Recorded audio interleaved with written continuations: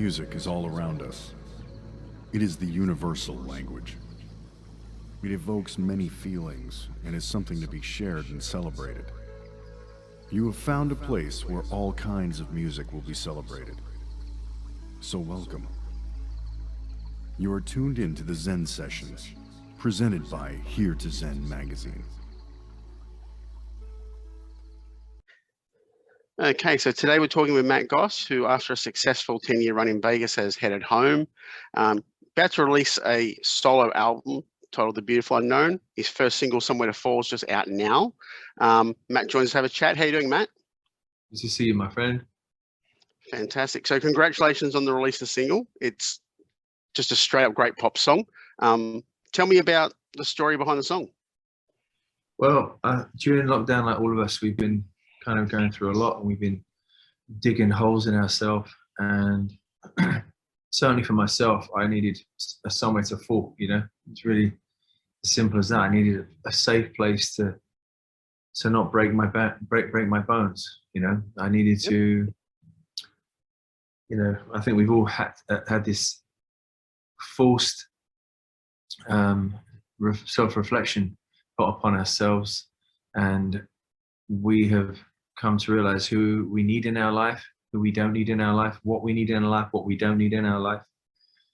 Certainly with me, some of the reflection about the loss of my mother and just really life, really. And the song, I wanted to wrap a fairly intense lyric into, as you would say, a straight up pop song that actually hopefully makes people want to move, but also once you get into it, you start to realize what I'm talking about. And just it came out of that experience, really, where I think that it's really easy to compare what we're all going through now, you know, to the war. And you often hear, you know, the generation obviously went through way more physically than we did, but psychologically it has been some kind of a bit of a psychological war for us, you know, where we keep getting, it's like a marathon. We finish the marathon and we get told you got to go around again, and then you got to go around again, and that fatigue sets in, you know. And I think that a lot of my friends and the people I love, and also people I don't know but I feel love for and empathy for,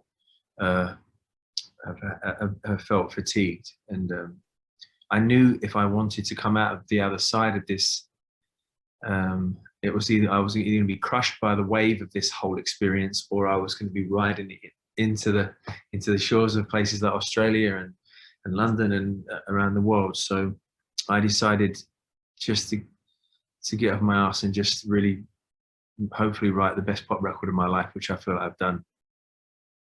Great. And to be honest with you, like, everyone takes something different from a song. You, the writer, me, the listener, the person next door, will all get a different thing out of every song we listen to.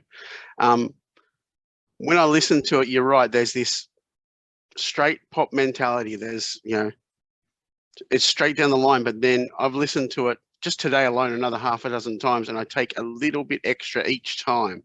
Is that part that you were trying to convey, like, think again, it's all going to be okay?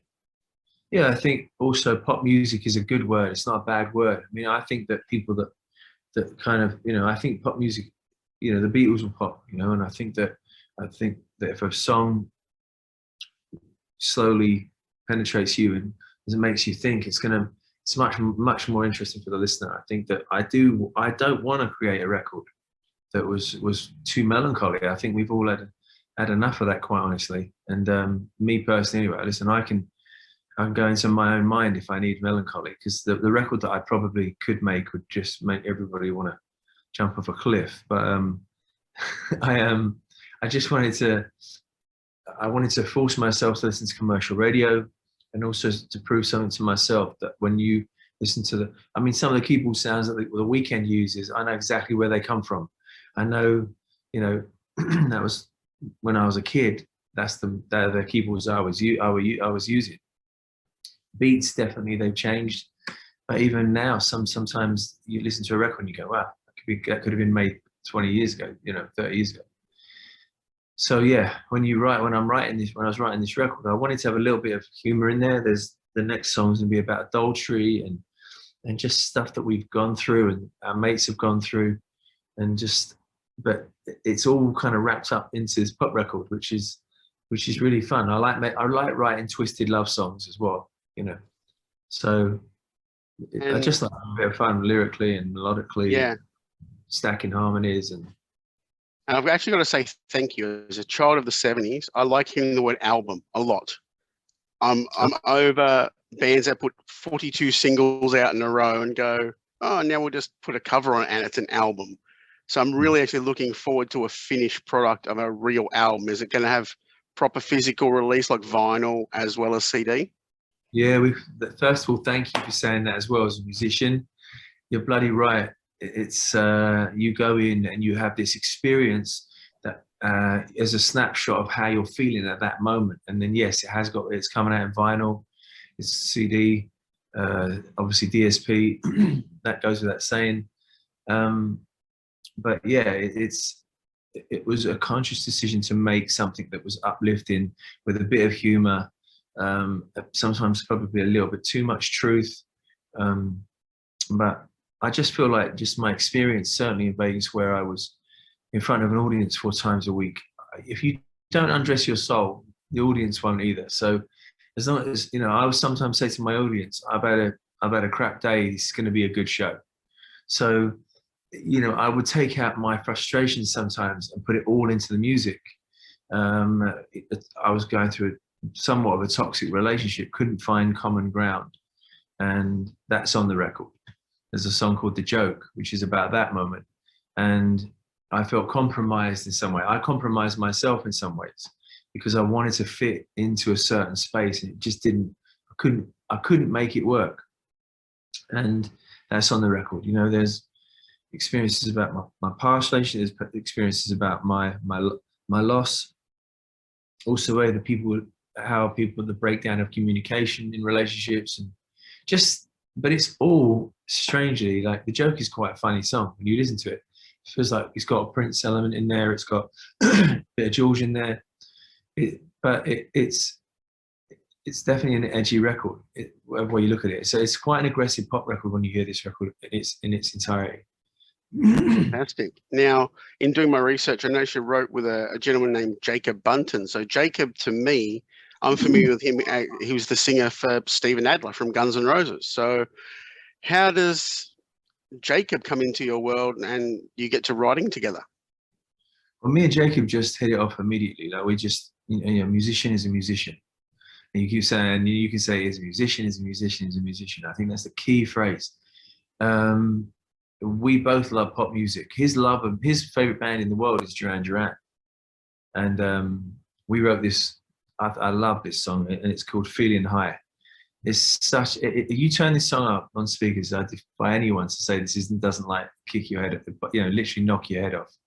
And it's got that Duran chorus, but it's got such musicality to it. And we're both very kind of like obsessive about creating moments in one song that takes you left, right, and kicks you back into the chorus.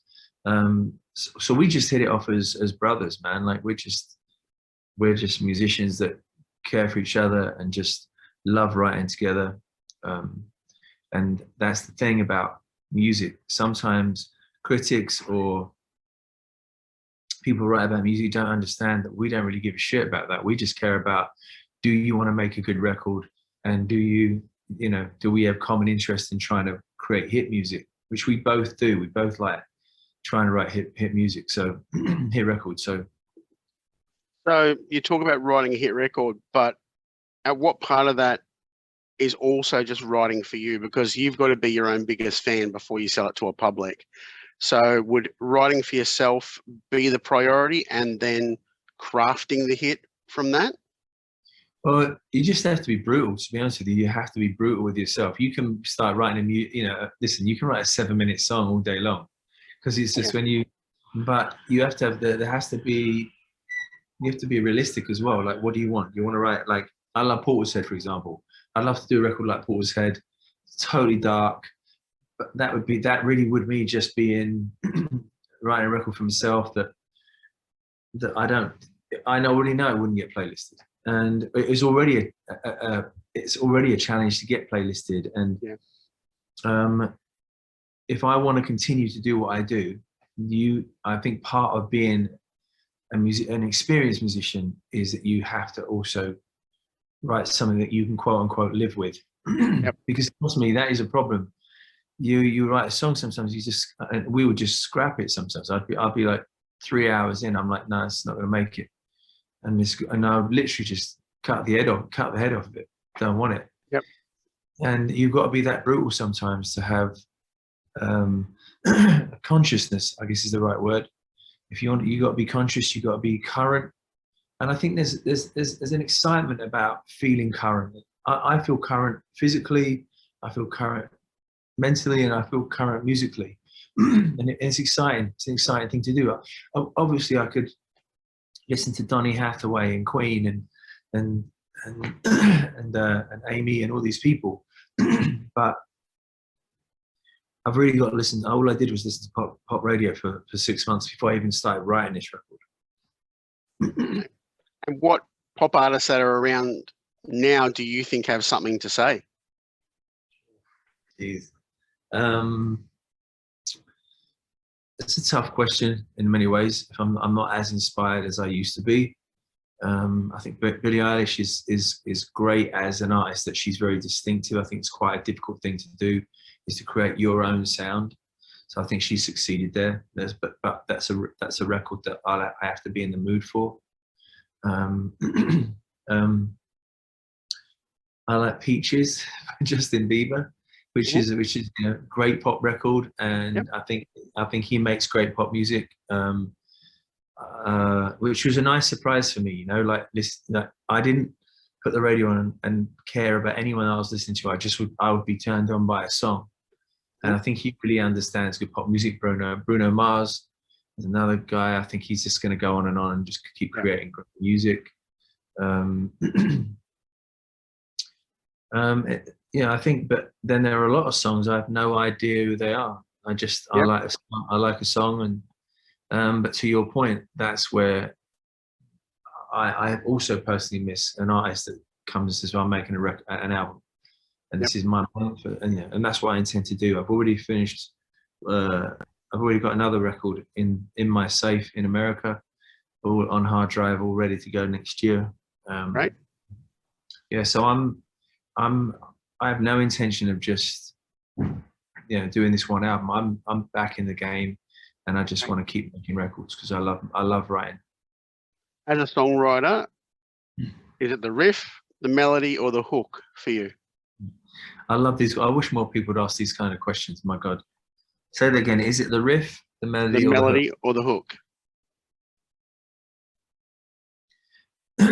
What I've been doing lately is I've been writing a chorus, for example, the hook, and then I've been demoting it to the pre-chorus or the verse. Therefore, I know without question in my mind, I know that I've got a good verse or a hook. A good verse or pre-chorus, and then I'll go back in, and then we'll look at the pre. I think pre-choruses. I love pre-choruses where you get that kind of bit of a right, a left, or right turn, and you get ready for that nice moment of the hook. And then sometimes I'll say, no, it's still a hook, and then I'll demote that new chorus to the verse and see if that works. But I don't think it should ever be connected and go, well, this is the chorus. You've got to be prepared to demote and then promote and possibly again. But you've got to be prepared to kind of, you wrote it all anyway, so you've just got to kind of piece it together as a song. But sometimes a song will just naturally blossom into, like the Beautiful Unknown on the album. I already had that when I was with Jacob. I already had that idea as a chorus, the phrase "the beautiful unknown." He said, don't keep it from us now, and I was like, and we just whacked it into the song, and it was immediately the right chorus, because that song for me is probably as a songwriter is my favorite song. And the pre-chorus for me is the key to every song, because to me that's like your entree before the main meal comes out. So if the pre-chorus is rubbish, I generally turn the station off. It's funny because it's the ramp. That's the ramp that gets you. It gets you before you. If that's Evel Knievel, that's the ramp that gets you over the buses. And if you set it off in the right way, and I love your knowledge of music. You're dead right. That's the moment that kicks you into that chorus. You can have a phenomenal chorus, but you need that ramp into it. So Yeah. For me, I call it the Bon Jovi living on a prayer moment. yeah, it's very true. Yeah. Very, So how many songs are going to be on the final product? um, it's 11, Yep. but I deconstructed Somewhere to Fall. I just deconstructed it recently and just did a much more melancholy version of it, which I love. A lot of people prefer it, but it's so I will put that on but the finished album is 11 tracks, but like the Right. deconstructed version of Somewhere to Fall deserves to be on the album, but it's an 11-track record. Okay. Do you have any bonus B-sides for like the different markets? We've got all the remix is coming right. I'm trying to sort out. I want to do a thing where I deconstruct all the songs and just call it the midnight mix. Every time you hear it's a midnight mix, it's usually just going to be me in a studio, mad scientist breaking it down, and then so every time you hear midnight mix, it will just be me in the studio deconstructing the song. But we're doing a neo soul version of the new single, right? Like a soul hip hop version of the new single, which isn't out yet. But yeah, so there'll be bonus stuff. But as to your point, The Beautiful Unknown is definitely 11 tracks. But there'll be obviously there's going to be a deluxe version. Right. And you recorded LA and Nashville. So they're two very polar opposite cities for me. Yeah. How do you feel the city environment affected the songs? Well, I'm a metropolitan, cosmopolitan guy. I'm a London boy, and I love nature with all my heart. I love nature, but I miss concrete when I'm away from it for a while. So I'm a city boy. I'm born in London, and I'm in London right now. And I think walking the streets of LA during the pandemic, which was pretty hard at times. I'm not going to lie. It was, to see the homeless situation and just the breaking down of that city, and it was very difficult. But I think it did help. It made you feel very much alive, and I live in a place of gratitude anyway. So to be in a city, I had to be in a city. I couldn't write this in a field. Do you know what I mean? It's like I needed to be in the city. I have to be around noise. I like noise. Like when I hear a siren outside my hotel room, or I hear the brakes on a bus, or I like to hear those. I like to hear those city sounds. I've lived in New York, Milan, London, LA, Vegas. I've lived in all these cities, and I'm definitely a city boy. Did you do any recording in Vegas? Yeah, 2 songs: "Soldiers of War" and "Landslide." I mean, it's nice. It's nice to talk to somebody that has an understanding the music and knows that. Just it's very rare these days. You actually talk to somebody that actually knows how to actually write and play music. Thanks. Yeah, for me, it's what keeps me sane. Music keeps us all sane, and the beauty of the website that this is going up on here to Zen is it's genre free, and we refuse to score reviews. We think that if you score a review, you could turn someone off from something. So just put it out there. This is what we think. That's what it should be. Seriously, bravo, mate. Because I think music is not elitist. No. And it's not ageist, and it's not elitist. So back to your record. This is the most important part. Back to your record. I want you to tell Australia what they can expect. The condensed Reader's Digest version of the album, according to Matt Goss.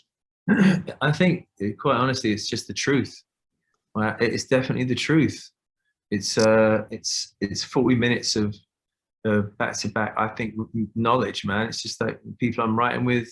I've written some of the stuff by myself, co-written like with stuff with Jacob and Babyface, and is on the record. I mean, these people really know their stuff, and they've had multiple Grammy winners, and we've all won a lot of awards for music, and we all know what we're doing, and we all set out to, Jay Rustin Reed is one of the best mixers in the world, Peter Moken, one of my dearest friends, and just incredible understanding of the sonics, the people that mastered Sterling Sound, who did Bruno Mars. They did all the BTS stuff. They did every single record, everything about this record is state of the art. And there's no, if you know, it's a hate-proof record. I think it's a hate-proof pop record.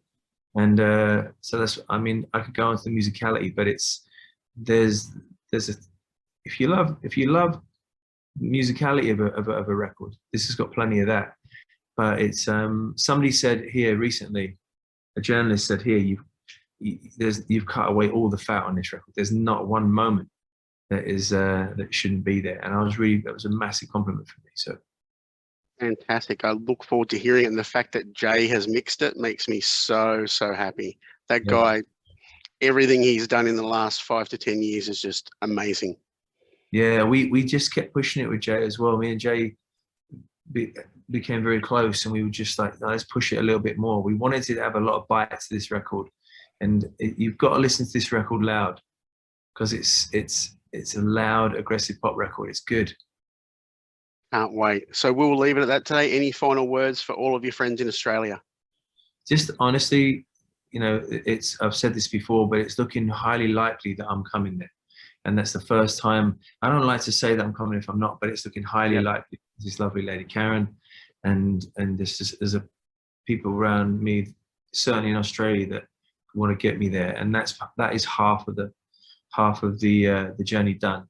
So for me, some of the greatest memories of my life and my brothers, we always talk about Australia and the way that the country treated us, and how we basically, even back then, wanted to move there and just hang out and be with. You just have a knack of making everybody get into trouble and just have a laugh, and somehow it all feels very natural. And so I just can't wait to get back to Oz, and until then, just sending my love to you guys. I know you've been in lockdown.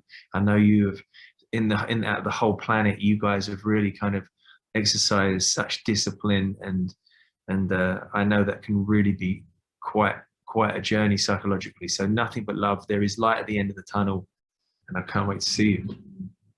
Thanks, mate. I cannot wait to hear this album. I look forward to it, and thank you so much for your time. Thank you, man. Thank you. Thanks, mate. See you later. Bye. Bye.